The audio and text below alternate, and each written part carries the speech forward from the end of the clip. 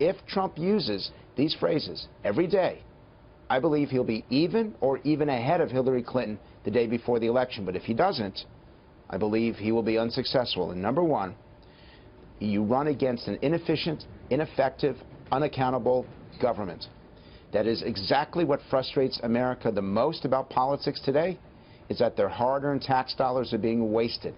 Number two, you run against the lobbyists, the loopholes, and the special interests. And that is something that Donald Trump talked about during the convention. It's one of the reasons why he was so effective. Number three, you run against the bailouts, the handouts, and the cop-outs. The American public is absolutely livid that their hard-earned tax dollars went to CEOs and corporations that mismanaged the money, did not time the economy correctly, and did a lot of damage and caused a lot of unemployment. Number four, you run against the lack of common sense in Washington, D.C., because that's the attribute that business people bring to government.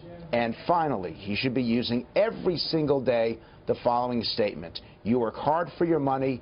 As president, I will work even harder to protect it. And Chad, that last point's interesting. I mean, that's what he talked about in the very beginning when he didn't like how government spends his taxpayer money, and he set out to change it. I think you can make an argument that you don't hear it with that level of clarity since then, do you? You don't hear that level of clarity. And frankly, the one moment that Donald Trump was ahead of Hillary Clinton was when he ran a prosecutorial campaign against her at the convention. Rudy Giuliani, Chris Christie, Scott Walker, Mike Pence, and Donald Trump himself.